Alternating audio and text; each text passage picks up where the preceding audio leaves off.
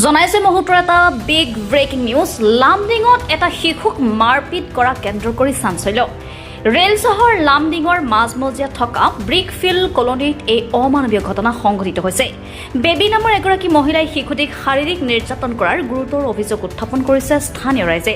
প্ৰায় 2-3 দিন ধৰি শিশুটিক শাৰীৰিক নিৰ্যাতন কৰি অহাৰ অভিযোগ স্থানীয় ৰাইজৰ।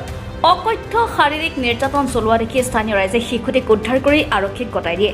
আৰক্ষীয়ে অহাৰ মান পাই বেবী নামৰ মহিলাগৰাকী ঘৰৰ পৰা পলায়ন কৰে আৰু বেবী নামৰ পাখণ্ড মহিলাগৰাকী সুৰজিত মণ্ডল নামৰ এজন ব্যক্তিৰ ঘৰত ভাড়াতীয়া হিচাপে আছিল। ঘটনাস্থলীত আৰক্ষী উপস্থিত হৈ পৰিস্থিতি নিয়ন্ত্ৰণ কৰাৰ লগতে তদন্ত অব্যাহত ৰাখিছে। এরা মানে ভাড়া এসে এখানে ভাড়াতে বেশ কিছুদিন রয়েছে। রোয়ার পরে দেখি আজকে বাচ্চা একটা এর মা ফালাইয়া হেরে গেছে গিয়া অন্যখানে, আর যার কাছে থাকতো হে আজকে 3 দিন ধরে অনাবরতে ঠিকছে ওরা মারতেছে, আমরা কইতেও পারি না। আমি বিকাল 4টার সময় যখন বাড়িতে ঢুকলাম তখন দেখি এই পজিশন দেখার পরে তো আমাকে মাথা মানে অন্যরকম হয়ে গেছে যে এটুক বাচ্চারে কি করে মারলো এইভাবে। কিমান বছর বাচ্চাটা? এই বাচ্চাটা 2 বছর হইব। কোনে মারিছে? এই যে পালছে মানে রাখা গেছে এর মা ফালাইয়া দিয়ে এই মারছে। কি নাম? এই মেয়ে লোকটার নাম তো জানি না, কিন্তু মেয়ে লোকটা ইয়াত ভাড়া থাকে। কার ঘৰত ভাড়া থাকে? এই যে মালিক। ইয়াতে নাথাকোঁ, মইতো ৰিলিফত থাকোঁ। তাৰপিছত মই আজি কচিঙত গৈ আছিলোঁ, তাৰপিছত মোৰ বন্ধু ডাকিলে ইয়াতে বোলে এটা ল'ৰাক মাৰি আছে আজি 5-6 দিন হ'ল। তাৰপিছত তাৰ দেউতাক থাকে ইয়াতে ষ্টেচনত ফেৰী কৰে।